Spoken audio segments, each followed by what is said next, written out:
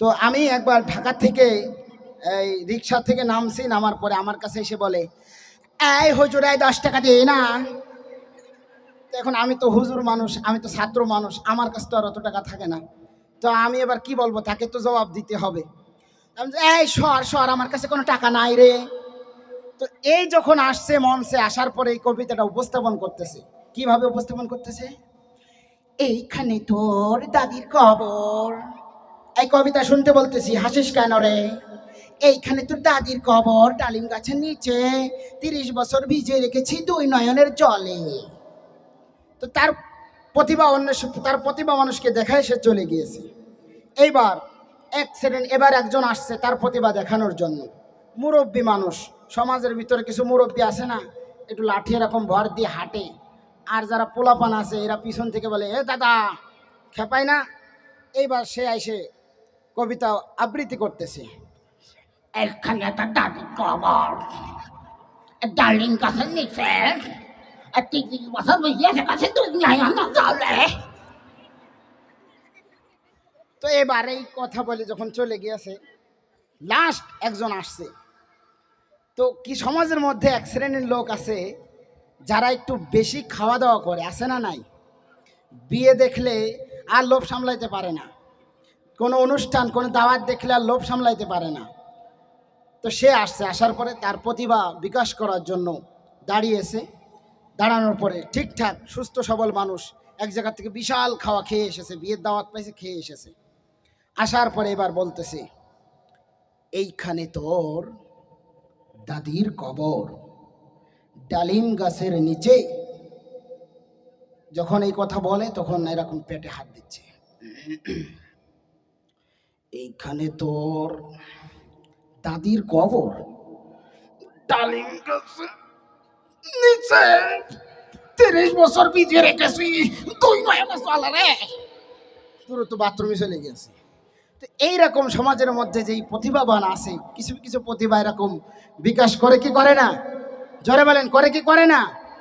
এইবার আমাদের এই সমাজের মধ্যে আরও কিছু প্রতিভাবান লোক আছে, এবং আমরা ছোট্টবেলায় একটা কবিতা শুনেছি, ওই দেখা যায় তাল গাছ ওই আমাদের, জোরে বলেন, ওই দেখা যায় তাল গাছ ওই আমাদের গা, ওইখানেতে বাস করে কানা বগিরছা।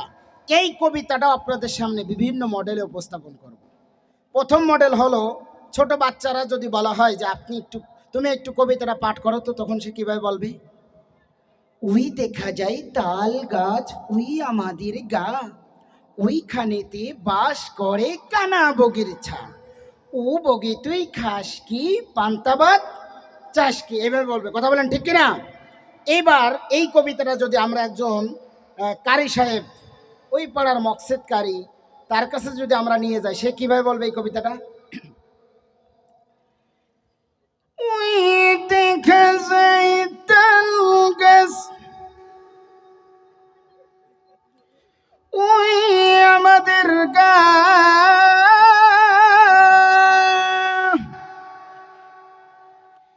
ওইখানেতে বাস করে কানা বগিরছা।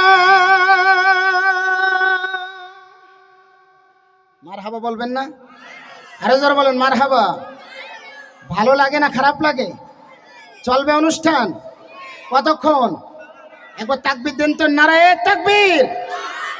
আরো জোরে, নারায়ে তাকবীর। আপনাদের আওয়াজে মনে হচ্ছে যে আরো কিছুক্ষণ চালানো যাবে। এই আওয়াজ শেষ পর্যন্ত থাকবে তো ইনশাআল্লাহ? এবার চলুন আমরা এই কবিতাটা একজন বক্তার কাছে নিয়ে যাই, সে কিভাবে পাঠ করে এই কবিতাটা। আমার বাজানেরা, ওই দেখা যায় তাল গাছ ওই আমাদের গ্রাম, ওইখানেতে বাস করে কানা বগিরছা। ও বগি তুই খাস কি? বগি প্রশ্ন করা হলো, ও বগি তুই খাস কি, পান্তা ভাত চাস কি? বগি কান্দে কান্দে কয়, পান্তা আমি খাই না, পুঁটি মাছ পাই না। ওরে একটা যদি পাই অমনি দইরা গাপুস গোপুস খায়। জোরে বলেন মারহাবা, আরো জোরে বলেন মারহাবা। এবার এই কবিতাটা যদি আমরা একজন রাজনৈতিক মঞ্চে ভাষণ দেয় তার কাছে যদি নিয়ে আমরা বলি যে আপনি এই কবিতাটা একটু উপস্থাপন করেন, তখন সে কিভাবে বলবে? সংগ্রামী ভাই বোনের আমার, ওই দেখা যায় তাল গাছ, ওই আমাদের গ্রাম, ওইখানেতে বাস করে কানা বগির ছা। আমি বগিকে প্রশ্ন করলাম, ও বগি তুই খাস কি, পান্তা ভাত চাস কি? বগি পক্ষান্তরে জবাব দেয়, পান্তা আমি খাই না, পুঁটি মাছ পাই না, একটা যদি পায় অগ্নি ধরে গাফস গফস খায়। আপনারা আমার সাথে একমত? জোরে বলেন একমত। এইবার ওই যে বললাম আমাদের এই সমাজের মধ্যে কিছু লোক আছে যে no female no male, no পুরুষ নো মহিলা। তো তারা যখন সমাজের মধ্যে ঢোকে, এই গ্রামের মধ্যে যখন ঢোকে, তখন তো বিভিন্ন বাড়ি যে মা বোনদেরকে আকর্ষণ করে, এই তোরা কই রে, বলে কি বলে না? ইনারা যখন আসছে, আসার পরে আপনারা বললেন আচ্ছা তোদেরকে টাকা দিমু, কিন্তু তোরা আমাদেরকে এই কবিতাটা একটু বলে শোনা। তো তারা এবার শুরু করছে, ওই দেখা যায় তাল গাছ, ওই দেখা যায় তাল গাছ, ওই আমাদের গা, ওইখানেতে বাস করে কানা বগের ছা। ও বগে তুই খাস কি, পান্তা ভাত? জোরে বলেন পান্তা ভাত চাস কি? তো তারা যখন বলে চলে গেছে, এরপরে মমতাজ বেগম তার কাছে নিয়ে যাওয়া হয়েছে যে একটু আপনি আপনার গানের সুরে একটু এই কবিতাটা পাঠ করেন। তখন সেই গানের সুরে পাঠ করতেছি, ওই দেখা যায় তাল গাছ, গাছ গাছ, ওই আমাদের গা গা গা গা, আরে ওইখানেতে বাস করে কানা বগির সাটে কিনা। এইবার এই কবিতাটা, এই দেশ হলো ওলি আল্লাহর বাংলাদেশ, কথা বলেন ঠিক কিনা? এ ওলি আল্লাহর বাংলাদেশে অনেক ভণ্ড পীর আছে যাদের নাম মুজাদ্দেদে জামান, আন্তর্জাতিক বেঈমান, গুলিস্তানের কামান, শাহানে জুলানি, সারাগে সুলকানি, পীরে গোরস্তান, গোলেমালে ঘাম, আছে না নাই?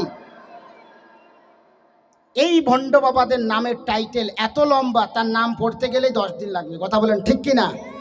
একবার আমি বাগেরহাট গিয়েছি, যাওয়ার পরে ওখানে দেখি যে এক বিশাল ভণ্ড বাবা বসে আছে, লাল শালুওয়ালা গায়ে দিয়ে বসে আছে, ধ্যান ধরে বসে আছে। পিছনে কয়টা 3, 4, 5টা কুত্তা শুয়েছিল। তো হঠাৎ আমি তাকায় আসি, দেখি যে বাবা এরকম আহ আহ আহ করে উঠলো। যে আহ করে উঠেছে, পিছন থেকে কুত্তা কয়টা নিজের জান বাঁচানোর ভয়তে লাই লাই তাসবানা কাহিনী করতে না জলমকে দৌড় মারছে। তো ওই বাবার কাছে যদি আমরা এই কবিতাটা নিয়ে যাই, তার সুরে তার কৌশলে সে কিভাবে পাঠ করবে এই কবিতাটা, চলুন আপনারা পারবেন তো সবাই আমার সাথে বলতে একসাথে? ওই দেখা যায় টাঙ্গাল গঙ্গা সইয়া মাদের গাওয়া, ওইখানেতে বাস করে, ওইখানেতে বাস করে কানা বগির সা। ওই দেখা যায়, ওই দেখা যায় টাঙ্গাল গঙ্গা সইয়া মাদের গাওয়া।